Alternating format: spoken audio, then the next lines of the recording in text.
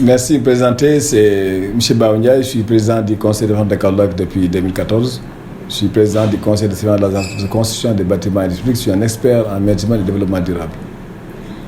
Voilà, M. Ndiaye, vous êtes nommé président du conseil départemental de Kaolack à la suite des élections de 2014. Est-ce qu'on peut avoir une idée de ce que vous avez réalisé dans votre département en termes de promotion économique et de développement social jusqu'ici? Merci, je voudrais vous remercier d'avoir bien voulu nous inviter à intervenir au niveau de Kaolack Info. Remercier également tous les acteurs, les téléspectateurs de Kaolack Info, mais également l'ensemble des populations de notre région qui suivent avec beaucoup d'intérêt l'organe de communication Kaolack Info. Parler maintenant de ce que nous avons fait dans le domaine économique et social depuis que nous sommes là, il nous faudra 2 à 3 jours. J'avoue que dans le cadre de notre démarche en tant que structure, compte tenu et tenant en compte le préambule du Code général des collectivités territoriales, avec la réforme de 2013 qui a été une réforme éclairée, une réforme qui est venue exprimer la vision du chef d'État, le président de la République, d'avoir des collectivités territoriales viables et porteuses de développement.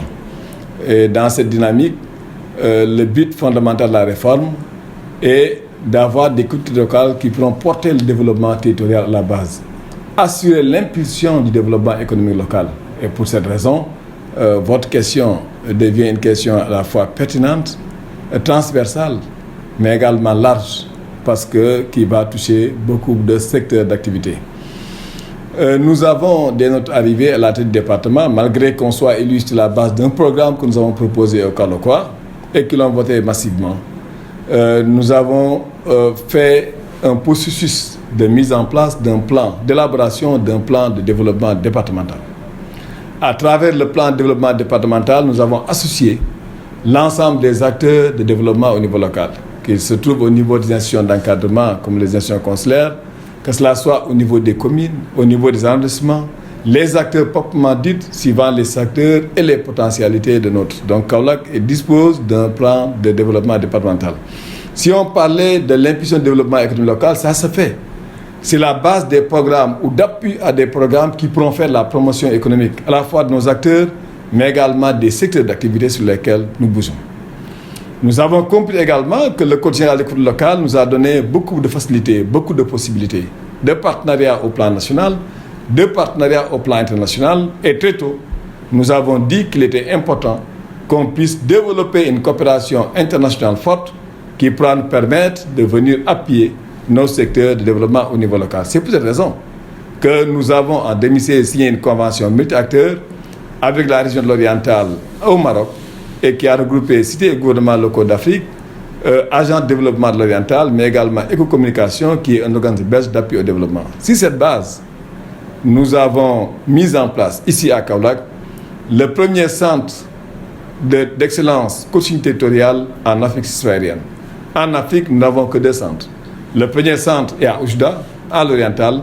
Le deuxième centre est ici à Kaolack. Ça a été inauguré en janvier 2017 par le ministère des collectivités territoriales, représentant par son directeur de cabinet, le président de la région de l'Oriental et représentant de Écocommunication et de ces jolies cités et gouvernements locaux unis d'Afrique, ici, donc au sein de l'enceinte du conseil départemental de Kaolack. Se basant sur notre plan de développement départemental, nous sommes dit que Kaolack a des atouts par sa centralité.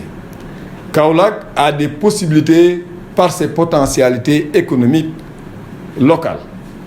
Nous avons de fortes potentialités agricoles et nous avons le sel qui est utilisé, exploité à la fois officiellement par les syndicats Saloum en tant que grande exploitation, mais également par nos artisans locaux qui sont organisés en coopération.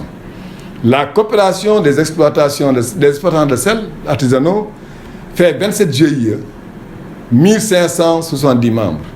Elle est présidée par le doyen Ousmane Diaye de Ngatinaoubé.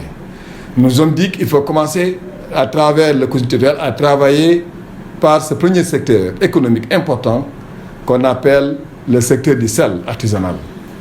C'est ainsi qu'avec la démarche territoriale, nous avons assuré la démarche 10 communes, dont 2 du département de Guinguinéo, notamment Ngatchinaoubé et Mbadakhoune, mais la filière ne connaît pas de frontières. Si on trace la filière sel, ça va de Tchombi jusqu'à Ngatchinaoubé. Donc tous les opérateurs GIE de cette zone, qui va de Ngatch à Tchombi, en passant par Gandiaye, en passant par Sibassor, Kaolack, mais également Latmengue, Ndiafat, tous et Kewon ont été associés dans cette démarche. Le premier constat est qu'en réalité, il n'y avait pas de bonne relation existante et formelle entre les exploitants et les différentes communes. Les communes qui sont concernées ont été mises en avant-garde de ce combat-là. Nous avons vu également qu'il n'y avait pas de relation entre ces exploitants et les partenaires techniques et financiers, encore moins avec les institutions de financement. Donc, c'est des gens qui se déroulent, qui vont comme aller au champ, travailler sans aucun appui, sans aucun encadrement. Et cette démarche a permis à l'arrivée d'aller vers un sociogramme de la filière sel. Quand on parle de sociogramme, c'est le diagnostic a été fait en impliquant les véritables acteurs de cette filière, et ça nous a permis d'arriver à 2 résultats importants. Le premier résultat, c'est de trouver un partenaire commercial qui s'était engagé à acheter la production du sel artisanal ici à Kaolack. Or, on savait tous qu'il y a souvent des difficultés d'écoulement effectivement de cette production. Le deuxième résultat important est que les communes qui les hébergent ont pris langue avec les opérateurs artisans de sel et travaillent ensemble et ils les appuient dans l'aménagement. Aujourd'hui, ça a commencé, il faut aller à Latmengue, il faut aller dans la commune de Mbadakhoune, où Jean Maron est en train un projet d'aménagement pour permettre à ces exploitants ensemble de pouvoir travailler dans les meilleures conditions possibles. Il y a un troisième aspect, il y a la confiance des bailleurs financiers, notamment la DER, qui a apporté, injecté plus de 400 millions de francs dans ce secteur-là. C'est pour dire qu'avec la démarche territoriale que nous avons eue par le biais de la coopération décentralisée, nous avons arrivé à avoir une filière jadis pauvre qui devient aujourd'hui une véritable filière porteuse de développement au niveau local. C'est le premier exemple que je donne et cela nous a valu en 2018, lors du concours national, du concours national de leadership local au Sénégal, le département de Kaolack a gagné le premier prix en territorialisation de politique publique et agenda international grâce au centre de coaching territorial et à la filière sel. Nous avons dit qu'il faut continuer. Et la deuxième année, nous sommes en train de travailler sur la filière agroalimentaire. Kaolack a des potentialités agricoles réelles. C'est un bassin arachidier, mais on ne fait pas seulement de l'arachide maintenant. On fait du niébé, on fait des pastèques, on fait du sorgho, on fait du mil. La transformation joue un rôle extrêmement important. En 2017, j'ai amené la présidente de la fédération régionale de l'agroalimentaire, Mme Amissa Ndaw, au Maroc, pour aller partager, regarder comment les Marocains ont réussi à développer l'économie sociale et solidaire, notamment en région orientale, lors du premier salon de l'économie sociale.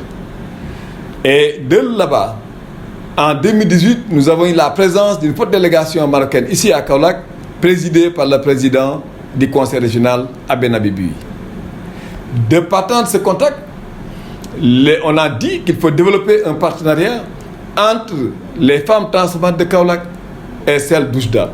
Et une boutique appelée Boutique Kaolack a été ouverte par le président au niveau de l'aéroport Hangar d'Oujda. Tout cela pour développer un partenariat entre plusieurs acteurs de notre ville. Plus tard, en 2018, lorsque Mme Amissa Ndaw et compagnie ont constaté qu'ils avaient des problèmes d'emballage, avec l'appui de la coopération allemande, nous sommes retournés à Casablanca en novembre 2019 pour voir dans quelle mesure, avec la Fédération nationale alimentaire, on peut arriver à avoir des emballages qui pourraient permettre à ces femmes-là de pouvoir avancer plus rapidement.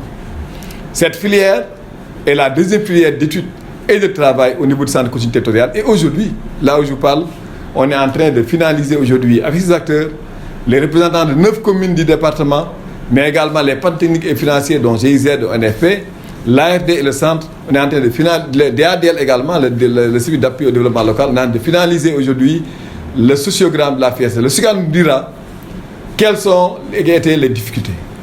Qu'est-ce qu'il faudra pour apporter une solution durable à la filière de l'agroalimentaire? Et cela est extrêmement important pour nous. C'est un secteur porteur de développement, avec lequel nous avons également de travailler. Et c'est 3200 femmes qui sont concernées par ce secteur, parce que c'est 81 GIE, 3200 femmes adhérentes à la coopérative régionale des femmes de l'agroalimentaire, avec qui nous sommes en train de travailler pour créer les conditions d'une émergence réelle, mais également durable de ces secteurs. Nous avons, dans le domaine de l'artisanat, un centre en construction qui va bientôt terminer et qui permettra de prendre en charge une bonne partie des artisans. Les artisans au Sénégal, je peux lier à la formation professionnelle, mais les deux ne sont pas les mêmes. On peut avoir le BFM, aller en centre de formation professionnelle. Avoir le bac, aller dans un institut de formation professionnelle. Mais certains qui ont été dans les daras, certains qui n'ont pas réussi à l'école, certains qui n'ont pas été à l'école, leurs parents leur donnent directement un apprentissage dans un atelier de couture, dans un atelier de menuiserie, que ce soit bois et métallique, au niveau de la cordonnerie, etc., qui sont donc des métiers artisanaux que nous connaissons bien et qui méritent d'être pris en charge. Nous avons dit qu'il faut aller vers la mise en place d'un centre de formation professionnelle artisanaux qui prendra en charge à la fois la capacitation, le renforcement et l'accompagnement des artisans et des jeunes qui n'ont pas été à l'école mais qui ont été formés au niveau des marchés, au niveau des ateliers. C'est pour dire autant de mesures qui ont été prises. Je suis en train de voir un peu si on peut me rapporter cette feuille que nous avons là-bas.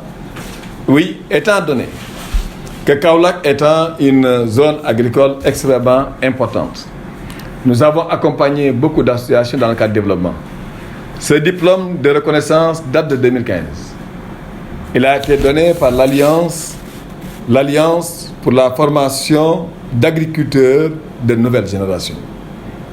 Cette ONG intervient pour accompagner et former les jeunes agriculteurs, pour les fixer sur le territoire, pour leur faire croire effectivement qu'on peut gagner sa vie en restant chez soi. Et nous les avons accompagnés. Nous avons travaillé avec eux et nous avons formé des centaines de jeunes agriculteurs qui aujourd'hui sont en train d'exercer d'activités dans la région de Kaolack. Donc c'est pour dire tout simplement que pour pouvoir faire le développement au niveau local, il faut le faire à partir des potentialités au niveau local, mais il faut faire la promotion effectivement de la transformation pour une plus-value. Il ne suffit pas seulement de faire la culture du maïs, mais il faudrait que la transformation soit faite ici. C'est pour cette raison que je voudrais apprécier véritablement le projet du président de la République d'avoir des agropoles au niveau de nos quatre régions, au niveau centre. Cet agropole permettra non seulement l'acquisition ou l'achat de l'ensemble de la production au niveau général qui va être transformé et vendu ailleurs. Et ça nous permettra effectivement de faire beaucoup de richesses dans notre pays. C'est pour dire quelques exemples que je donne, pour parler un peu de notre démarche en termes économique et social pour aider les populations. Ce siège est le siège des handicapés moteurs. Ces jeunes handicapés organisés au niveau de la fédération, sous la présidence de Mouchembaï de Tabangoy, qui est le président aussi de la fédération des non-voyants, organisent toutes les activités ici. C'est en partenariat avec le partenaire, nous contribuons pour assurer une promotion économique à ces jeunes. Ce n'est pas parce qu'on est handicapé qu'on ne doit pas développer d'activité. Ils l'ont compris et ils se battent pour ne pas les commander. Et c'est avec beaucoup d'aise que je le fais. D'autant plus que j'ai été chargé de programme au ministère de la Jeunesse dans les années 2000-2002 et il y avait un programme spécial qui était dédié aux handicapés, à la Casamance et pour d'autres structures. Et c'est pour dire que là également, on est en train de travailler avec cette couche qui est une couche vulnérable et qui pourra permettre d'arriver à bon escient. Pour faire de l'économie, il faut nécessairement avoir de la santé. La réforme de l'acte 3 par l'article 306, ainsi que par le décret du président de la République, nous a nommé au conseil d'administration de l'hôpital régional de Kaolack. Et nous avons accompagné cette institution, qui est une institution de référence au niveau centre, à développer et renforcer son plateau technique. Aujourd'hui, Kaolack fait partie des meilleurs hôpitaux. Il y a plus de personnes qui vont faire de la cardiologie ou un cardiologue ailleurs. En neurochirurgie, on est excellent. Nous avons un service d'accueil et d'urgence qui fonctionne avec un médecin 24 heures sur 24. Nous avons un centre d'excellence de traitement du diabète ici à Kaolack, à l'hôpital régional de Kaolack. Nous avons réaménagé par la conscience du CEDIM le centre d'imagerie médicale que vous avez vu à droite. Ce centre, on attend, c'est tout ce qui est laboratoire. Et sous peu de temps, on aura un IRM. IRM n'existe qu'à Dakar. Aujourd'hui, le Carrefour médical a déjà fait les mesures et le ministre a confirmé hier avant-hier que l'IRM va arriver et sera pour toutes les régions qui sont centres. Nous avons le ministre a inauguré en notre présence le vendredi dernier le SAMI, le service d'aide médicale d'urgence. 10 ambulances médicalisées, des équipements et des répondants téléphoniques au 15-15. Il suffit d'appeler pour que l'ambulance départ pour récupérer. Il arrive souvent que quelqu'un qui développe un AVC, lorsque c'est les populations ou bien c'est les parents qui viennent à l'hôpital, il complique la situation. Mais lorsque c'est les médecins, des infirmiers, des personnels médicaux qui arrivent avec une ambulance, le prendre chez lui et l'amener en urgence, ce n'est pas la même chose. Donc on est aujourd'hui de sécuriser les populations et cela est important, d'autant plus qu'on ne peut pas faire du développement si on n'a pas de bonnes ressources humaines en bonne santé. Donc c'est plus ce que nous faisons pour l'hôpital, c'est de créer les conditions d'une émergence médicale au profit donc des populations donc de Kaolack. C'est pour dire tout simplement en résumé qu'on est en train de faire du département de Kaolack une plateforme importante en matière de promotion de développement économique en se basant sur des secteurs d'activité bien connus qui, une fois promis, permettront à ceux qui exercent l'activité d'avoir une plus-value, beaucoup plus d'argent, beaucoup plus de richesse pour subvenir aux besoins de la population, mais de doter les Kaolackois de produits finis, de qualité et sécurisés. Il y a des produits qu'on prend ici en céréales, on ne sait pas comment ça a été conditionné. Mais quand, à part de Amissa Ndao, elle nous fait de la farine enrichie avec du niébé, que nous utilisons pour nos enfants, que nous utilisons nous-mêmes, on sait que le produit-là est le produit de qualité, il n'y a aucun conditionnement qui pourrait nuire à notre santé. C'est du développement, c'est de l'économie également qui est en train de se développer à partir de ces principes.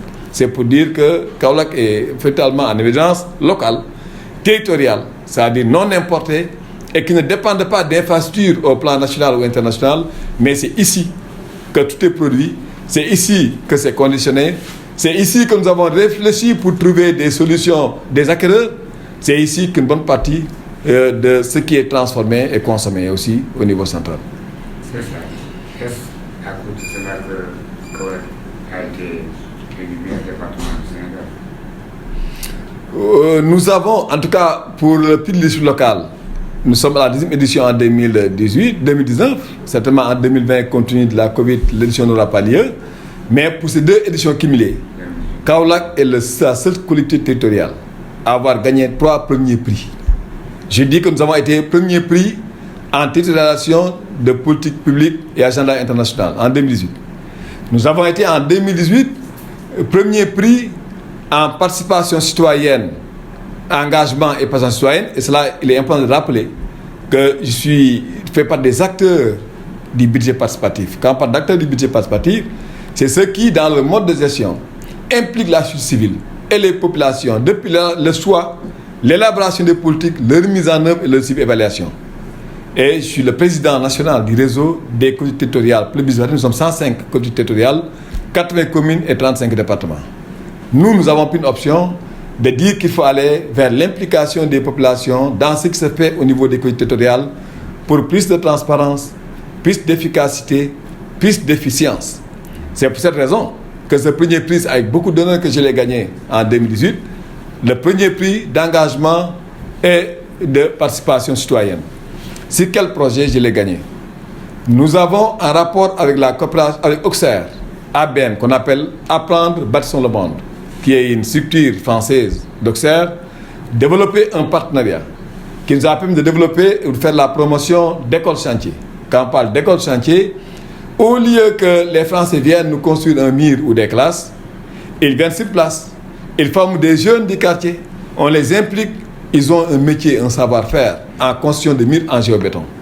C'est cette base que nous avons construit, 600 mètres linéaires, et dans la commune de Kaolack, au lycée de Ngane, allez au lycée de Ngane, toutes ces clôtures ont été faites par l'accompagnement d'Auxerre, mais par de jeunes ouvriers kaolackois qui ont été formés à la tâche et qui ont construit ces murs-là. Nous sommes en train de construire, et nous on est à 20 mètres près, ou 30 mètres près, avec le même modèle que nous avons amené au lycée de Sibassor. C'est-à-dire, au lieu que les gens viennent nous apporter un mur, ils nous ont appris à nos jeunes ouvriers comment construire un mur en géobéton qui est plus durable. Et c'est ce que nous avons réalisé à ce niveau-là. Et cela, on l'a fait avec l'implication des populations au niveau de Ngane, ce qui est une participation importante, avec des partenaires au plan international, en développant un procédé de budget participatif. Et dans le site de l'éducation, où 40 millions ont été mis en place, et ces 40 millions-là, nous avons eu 36 millions de subventions nous venant du programme Champ de développement local. Et pour ce faire, nous avons convié l'ensemble des acteurs de l'éducation dans le département, les associations des parents d'élèves, les gouvernements scolaires, les chefs de collège et de lycée, ainsi que l'ensemble des acteurs qui interviennent, les parents, pour leur demander que nous avons 40 millions, que nous voulons investir dans le domaine de l'éducation. Qu'est-ce que vous en pensez? Où il faudra le faire? Sous l'encadrement de l'inspecteur des parents d'académie. C'est eux qui ont défini les critères. Ils pouvaient dire que non, on va l'amener vers les écoles les plus brillantes. Mais ils ont dit qu'il faut l'amener vers les écoles qui ont plus en difficulté. Et quand ils ont fait les choix, nous avons construit 5 bibliothèques. Clôturer le collège de Mboudaye Sédère et faire des blocs d'hygiène. Cette démarche, à la fois transparente, claire, dans le cadre des budgets participatifs, nous a permis de gagner le premier prix dans cette catégorie-là. La même année, dans le domaine de la transparence, la reddition des comptes, le départ de Kaolack est sorti deuxième, derrière la ville de Thiès. Et donc c'est important. Le troisième premier prix que nous avons gagné en 2019, parce qu'en 2018, il n'y avait pas de limitation de candidature. En 2019, on a dit qu'on ne peut être premier que dans une même catégorie, que dans une seule catégorie. Et la catégorie où nous avons été pris, on l'a gagné en premier prix. C'est dans la catégorie égalité, inclusion et développement. Comment on l'a gagné?